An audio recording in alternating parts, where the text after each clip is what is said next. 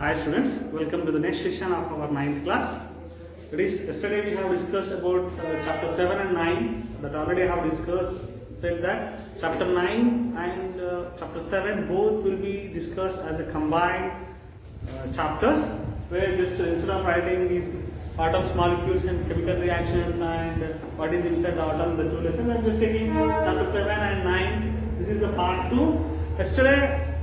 In yesterday's discussion, Anthony Lavoisier, we were talking about law of conservation of mass.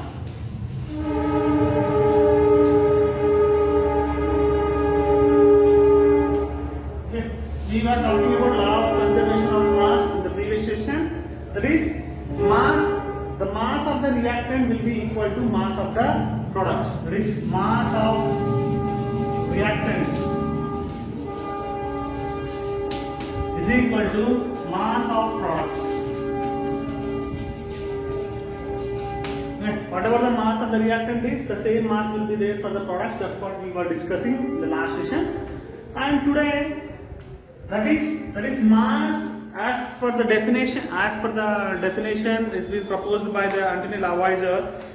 He proposed the law of conservation mass states that the matter is neither created nor destroyed during a chemical reaction. More simple, the mass of the product is equal to the mass of the reactant in a chemical reaction. That is, mass, see, if it is x grams before reaction, the same x grams as a product will be produced. That means mass neither creating nor destroying. That is, mass, it is not going more than x grams, it is not getting after the reaction, it is not getting less than x gram. That is, mass neither created nor destroyed in the chemical reaction. That's what is a small summary of last session. Today we are going to discuss about law of constant proportionality. Page number 103, as per the textbook what is in my hands. Page number 103, we have this.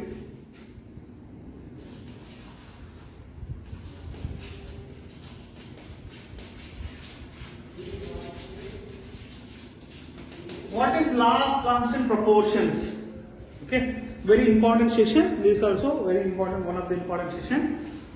See, from an experiment of law of conservation of mass, we say that mass does not change during the chemical reaction. That what already observed. Now let's look at the results of some experiments carried out by Joseph L. Proust. Okay, who carried this? Joseph L. Proust in between 1978 to 1808. Joseph L. Proust conducted some experiments and he proposed the law of constant proportions. Okay, what is his observations and what are his conclusions based on his experiments? That's what we are going to have a small look about this. That is, according to what Joseph L. Proust did, he took two samples. He want to examine copper carbonate, a compound which is formed with copper, carbon and oxygen.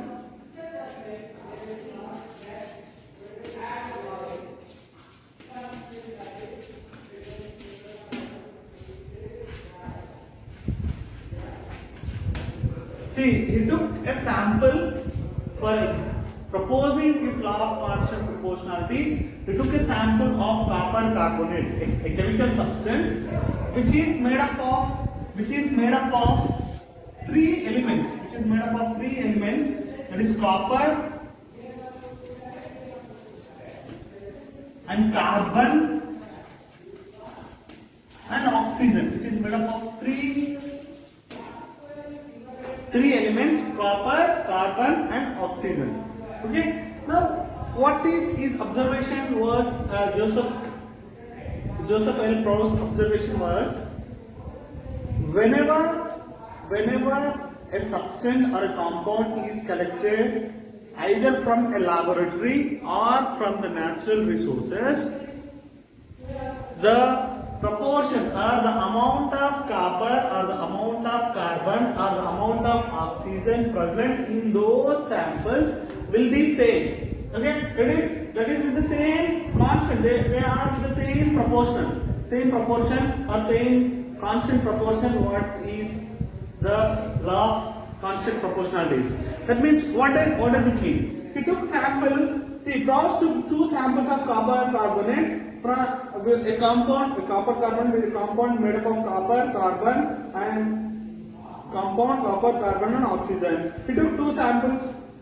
He took a sample from nature, another sample prepared in the laboratory. Disposed in the chemically to find the percentage of copper, carbon and oxygen in the 2 samples. The result obtained is given below. Okay, when he was disposing and observing what is the proportionality, what is the amount of copper is present in this copper sulfate, how much amount of carbon is present, how much amount of oxygen is present. When he was examining that in nature and in lab, while he was examining nature and lab, what happened is he found this result. The copper percentage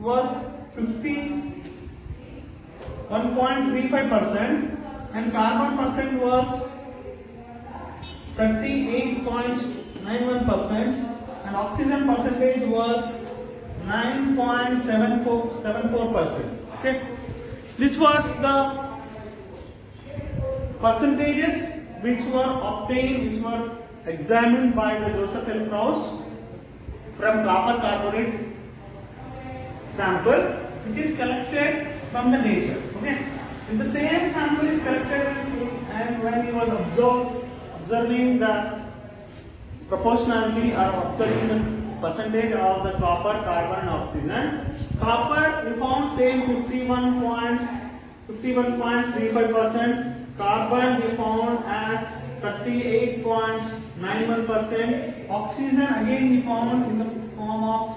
9.74%. That is from these two observations. That is, if the copper carbonate is collected from the nature or if it is obtained from the laboratory, as it is the combination is made up of 3 elements, 3 substances, copper and carbon and oxygen. They are in the same percentage, 51.35% of copper, 38.91% of carbon and 9.74% of oxygen is available of the copper carbonate sample which is collected from the nature. Okay, that is same, that 51.35%, 38.91%, 9.74% of oxygen, carbon and copper respective percentages are available of the copper carbonate is available when the same copper carbonate is collected from the laboratory. That means wherever the sample, whatever is the source of the sample is, the amount of the elements which are present in that substance has the same percentage to form the respective substance is what is proposed by Joseph L. Proust. That is considered as law of constant proportionality. Okay, if you read this, what do you observe from the table? Okay, what we observe. Similarly, Proust took water. Not only this, he took water also. What difference do you observe in the percentage of copper, carbon and oxygen in the 2 samples? Do we have any difference in the percentages of copper and carbon and oxygen in the 2 samples which is collected from nature and lab? No, we don't have any difference, right? Okay, that means as there is no difference in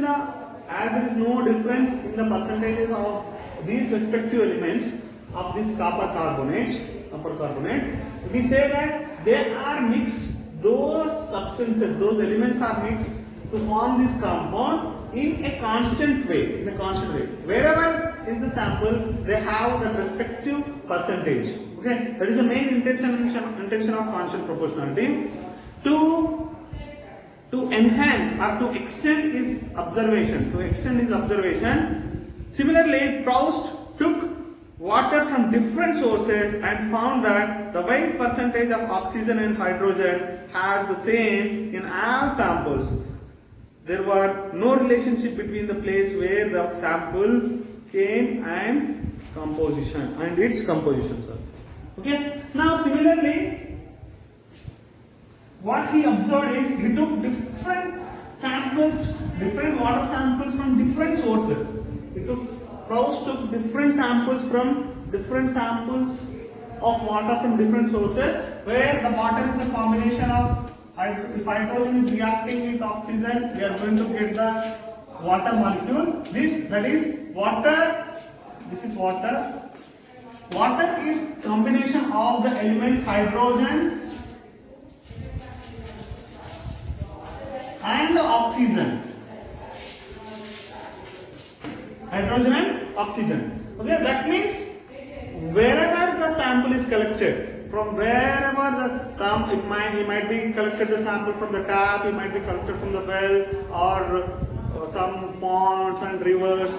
He might have taken the water sample from different sources, whatever is available to him, and whenever he was examining the weight percentage of hydrogen and oxygen of those respective water samples, he observed that the weight percentage of hydrogen and oxygen is same for all the samples whatever he collected for the experiment or examination. Okay, for examining. Okay, that is from these two, from the copper carbonate and from these water samples, he concluded that whatever the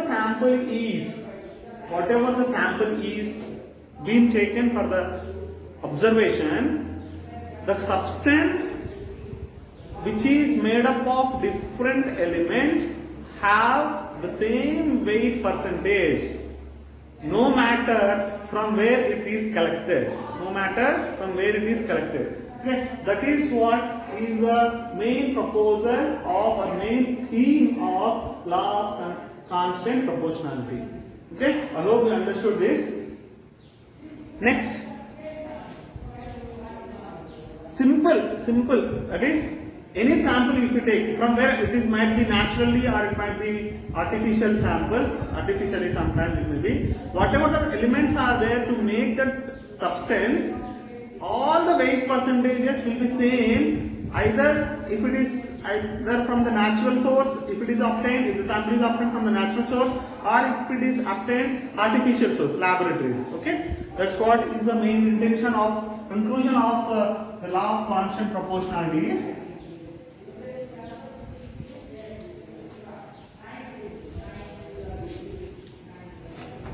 What he observed. Okay, based on his experiments, Proust put forward the law of constant, or a definite. A constant is nothing but definite, a fixed constant or fixed or definite proportions.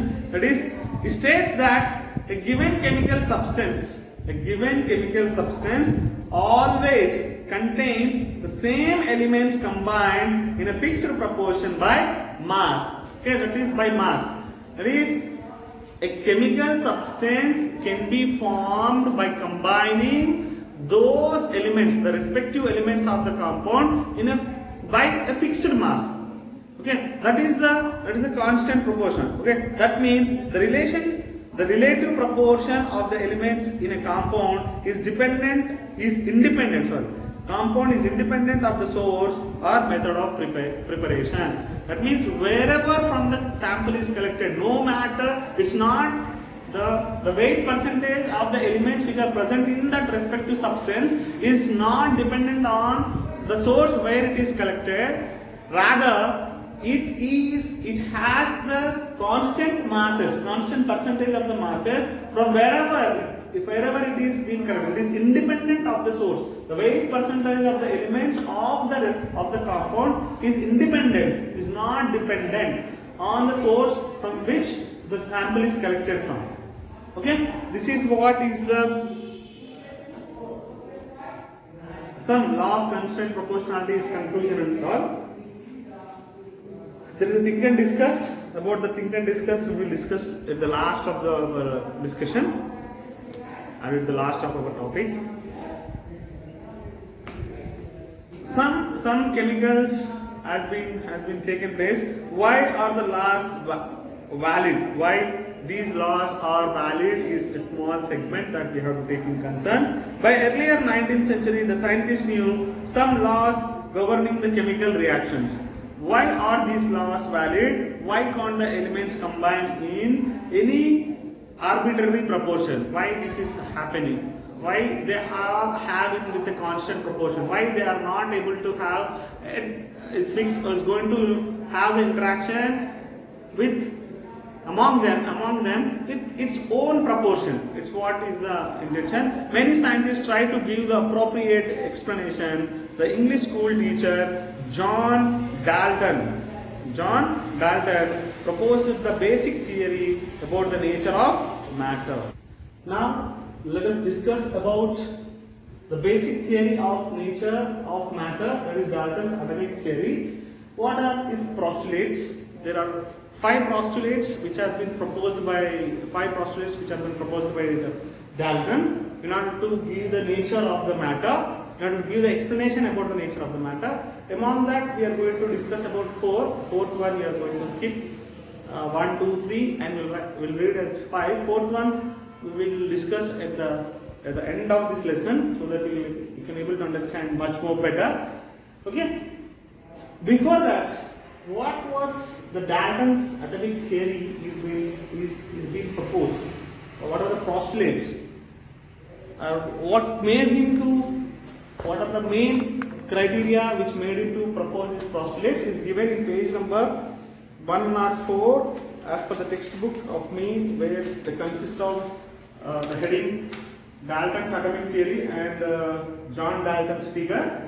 Here page number may vary according to the book, but as per my textbook it is page number 104, where we have a Dalton atomic theory, that we picture that we have. Okay.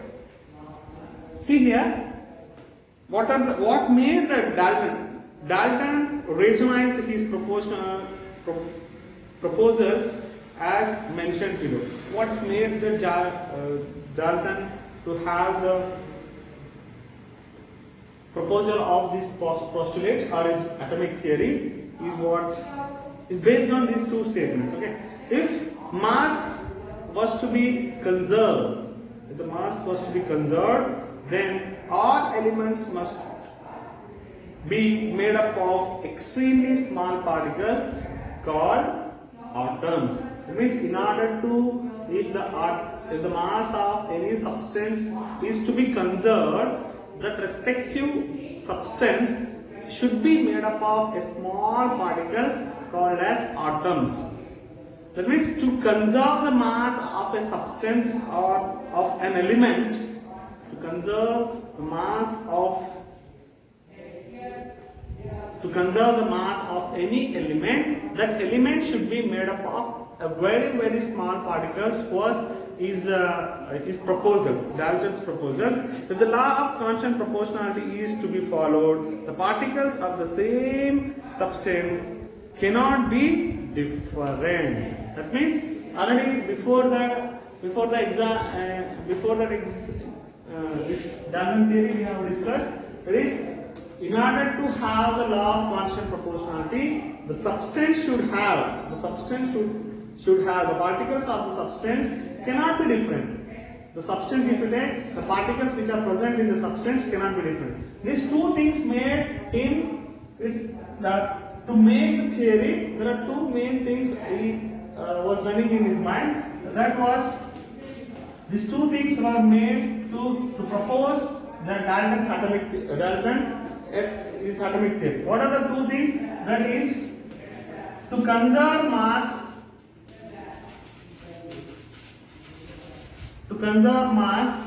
Elements should be made up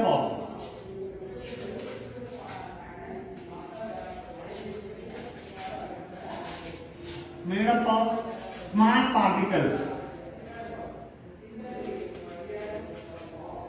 called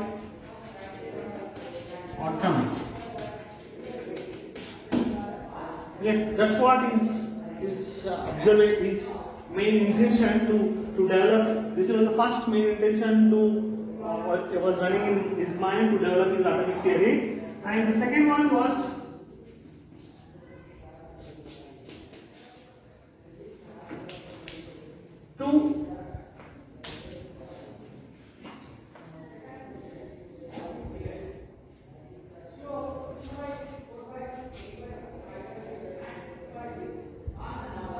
to follow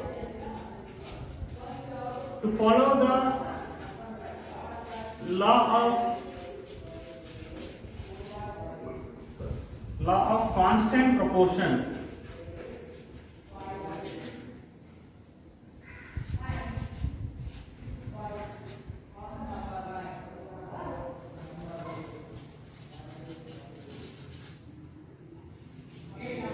To follow the law of constant proportion, what to happen is all the substances or substance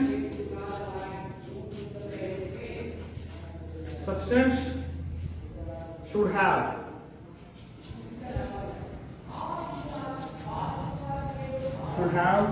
same elements or particles. These are the two things made the Dalton to propose this to conserve mass. The element should be made up of small particles called atoms, and to follow the law of constant proportion, the substance should have the same elements or same particles. These are the two things made the Dalton to propose his postulates. Okay, his theory. What are the postulates? That's what we are going to discuss.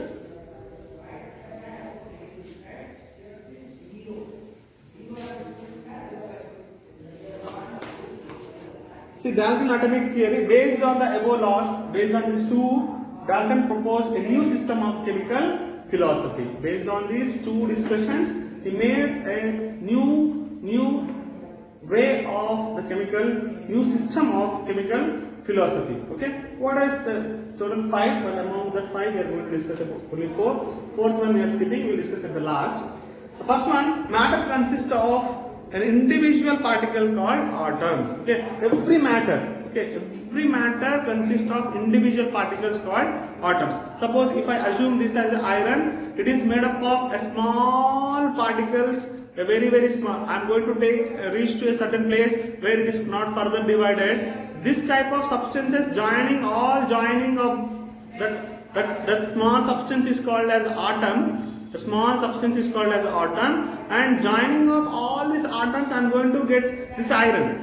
That iron is made up of what? The small substances. This joining of that all substances, we are going to get a substance. That is a matter consists of individual particles. That is this matter consists of individual particles called as atoms. That is combination of all the atoms is going to form this matter. Okay, that is what is the first proposal. And second one, matter can neither created nor destroyed in a chemical reaction. Reorganization of atoms occur in chemical reaction. Okay, it is as per the law of conservation of mass, which is being proposed by Anthony Lavoisier. The same thing here. That is, in a chemical reaction, atoms neither created nor destroyed. Neither created nor destroyed. Only the arrangement of the atoms might be changing. Okay, the arrangement of the atoms might be changed. The arrangement of the elements, atoms might be changing, but the number of atoms, that is, the atoms neither created nor destroyed. The number of atoms which are present before reaction will be the same. Number of atoms will be present after reaction. No atom is going to destroy, or no new atom is going to be generated in a chemical reaction. Okay, all the atoms of same elements have same identical masses and identical chemical properties. Okay, suppose I have a carbon here, carbon element. I have one more carbon and carbon. If I if I examine these atoms, the properties of atom, and if I examine these properties of atom, that is, they have the identical masses. Whatever the mass is there for the atoms of this carbon and atoms of this carbon have same mass. Mass is equal to mass. They have mass. They can carbon atom has mass, some mass. The same another carbon, if you take the atom, has the same mass. Okay, and chemical properties are the same.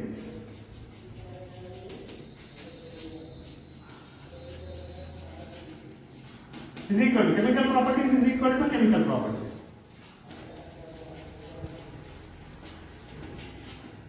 That is, masses will be same.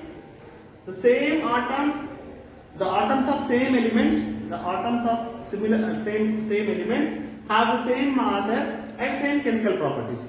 Now, the atom of different elements have different masses and different elements. Simple. Okay. That means if I take the atom of oxygen atom, if I take the mass of carbon atom is not equal to the mass of oxygen atom. The chemical properties of carbon atom are not equal to the chemical properties of the oxygen atom. Okay.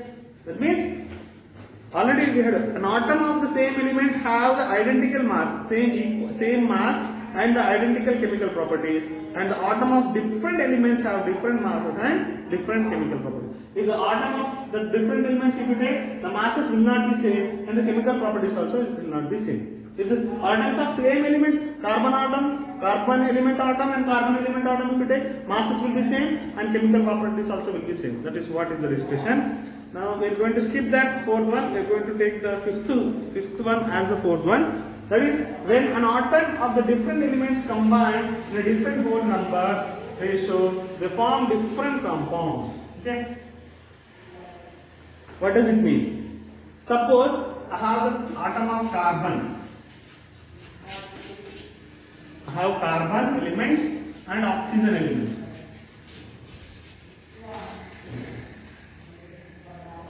This should be taken as O2 actually. Oxygen I am representing as O, for example. Okay. Now, if I take the atom of carbon and atom of oxygen, if I take in 1:1 ratio. If I take one carbon atom and one oxygen atom, okay, carbon atom 1 and oxygen atom as 1. If I take in 1:1 ratio, carbon and oxygen 1:1 ratio, I am going to get carbon monoxide.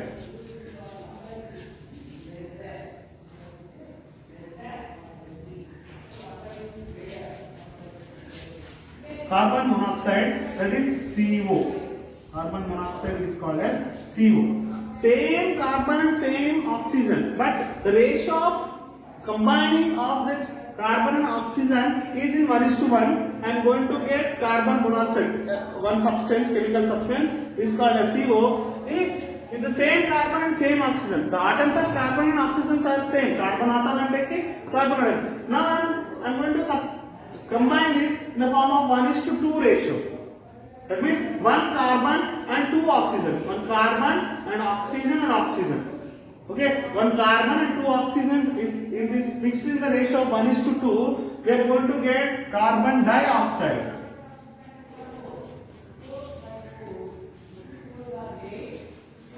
That is CO2. Carbon dioxide is CO2. It is entirely different substance. Carbon monoxide and carbon dioxide both are not same. Okay? This carbon dioxide also is formed with the help of carbon and oxygen, but in the ratio of 1:2. Carbon monoxide is also formed with the atoms of carbon and oxygen, but in the ratio of 1:1. One carbon, one oxygen, carbon monoxide.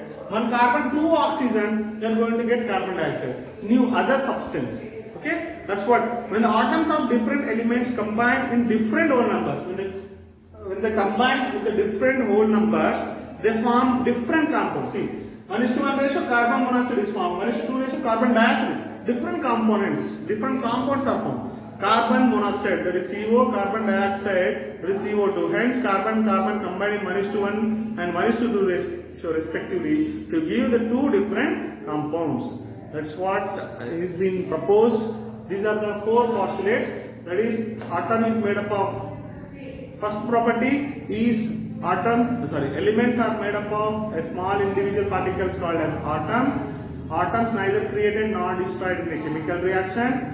The atoms of same elements have the same identical masses and identical chemical properties. The atoms of different elements have different masses and different identical properties. Fourth one is that this fifth one we are talking about. Fourth one we discussed in the last of the lesson, the last video. And the fifth one as fourth one if you talk, that is when the elements are combined in different ratio. When the two atoms of two different elements are combined in different ratios, in whole number ratio, the samples which the components which are going to form are different. That is, if 1:2, the same carbon and oxygen is formed in 1:1 ratio, I am getting carbon monoxide. If the carbon and same oxygen is formed in 1:2 ratio, I am going to carbon dioxide. Two different substances will form due to the combination of two different ratios. These are the four postulates which has been proposed by Dalton in order to propose his atomic theory. I hope you understood this session. Thank you very much. Have a nice day. We'll meet in the next session tomorrow.